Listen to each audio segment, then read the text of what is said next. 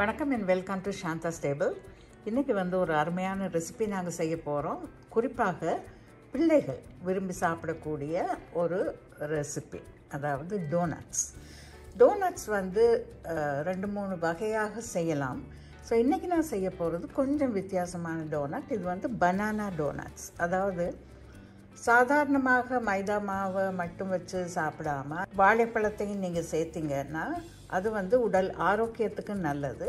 அது மட்டுமல்ல, நாங்கள் இதில் சேர்க்கக்கூடிய சர்க்கரையின் அளவு பாருங்கள், சர்க்கரையின் அளவு நல்லா நாங்கள் குறைக்கலாம். ஏன்னா இனிப்பு வாழைப்பழத்தில் இருக்குது. 500 கிராம் மைதா மாவு, கனிஞ்ச வாழைப்பழம் ஒரு 4 எடுத்துருக்கேன், 100 கிராம் சர்க்கரை. இதை கூட நீங்கள் இன்னும் குறைவாக இதில் சேர்க்கலாம். பேக்கிங் பவுடர் 1 டீஸ்பூன், கொஞ்சம் வெனிலா எசன்ஸ். இதுக்கு இன்னும் தேவைப்படுறது உப்பு, பொரிக்கிறதுக்கு எண்ணெய். ஸோ இது முதல்ல நாங்கள் சின்னதாக வெட்டிடுவோம்.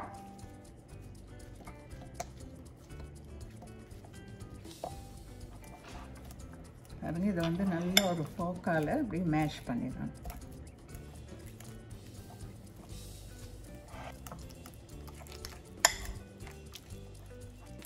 ஓகே, இப்போ இதை மைதா மாவில் சேர்த்துக்கலாம். பேக்கிங் பவுடர் 1 டீஸ்பூன், சர்க்கரை 100 கிராம் எடுத்துருக்கேன். ஆனால் நான் கொஞ்சம் குறைவாக தான் போடுறேன். இதில் உப்பு ஒரு 1/2 டீஸ்பூன், வெனிலா எசன்ஸ் 1 டீஸ்பூன். இது நல்லா பிசையணும்.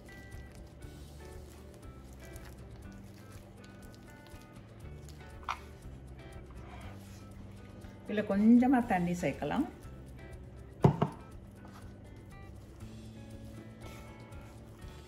ஒரே அடியாக நிறைய தண்ணி சேர்க்காதீங்க, கொஞ்சம் கொஞ்சமாக சேர்த்து பிசையணும். இதில் நான் குறிப்பிட வேண்டிய ஒரு விஷயம் என்னென்னா, இந்த மாவு செல்ஃப் ரைசிங் ஃப்ளார்.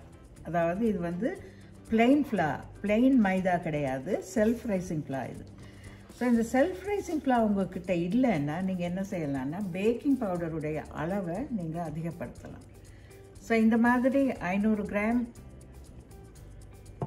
மாவுக்கு பேக்கிங் பவுடர் நீங்கள் 1/2 டீஸ்பூன் சேர்க்கலாம். இது ஒரு பிளேட்டை போட்டு மூடி 1 மணித்தியால் நீங்கள் விடணும். எதனாலன்னா இது கொஞ்சம் பொங்கி வரணும்.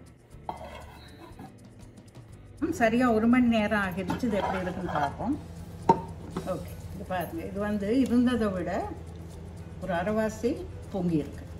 ஸோ இப்போ நாங்கள் இதை பொரிக்கலாம். கையில் கொஞ்சமாக எண்ணெய் தடவிட்டு நீங்கள் இதை உருட்டி அப்படியோ எண்ணெயில் போடலாம். தயவு செய்து எண்ணெயில் பொரிக்கிறப்போ க்ளவ்ஸ் போடாதீங்க. ஏன்னா க்ளவ்ஸ் போட்டிங்கன்னா தப்பி தவறி அந்த எண்ணெயில் கை பட்டுதுன்னா அப்படியே ஒட்டிடும். ஸோ ரொம்ப கவனமாக இருக்கணும். ஸோ எண்ணெய் காஞ்சிச்சா பார்க்கலாம். ஸோ ரொம்ப ஹை ஹீட் வைக்காதீங்க, தயவுசெய்து ரொம்ப ஹை ஹீட் வைக்காதீங்க, ஏன்னா அது கருகிடும்.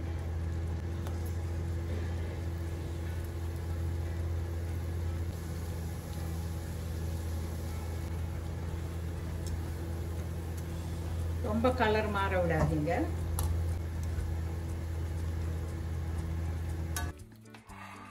டோனட்ஸ் அருமையாக பொரிச்சாச்சு. இப்போ இதை கஸ்டர்ட் சுகர், அப்புறம் கருவா பொடி, சினமன் பவுடர் 2 போட்டு நல்லா மிக்ஸ் பண்ணிவிட்டு அதில் இதை போட்டு பிரட்டி எடுக்கணும். கொஞ்சமாக போடுங்க, நிறைய சுகர் போட வேணாம். கிட்டத்தட்ட 3/4 டீஸ்பூன் கருவா பொடி.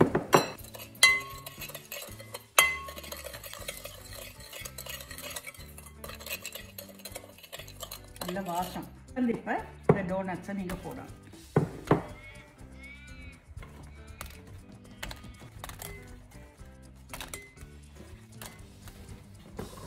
இதை அப்படியே போட்டு இதில் பரட்டி எடுக்கும்.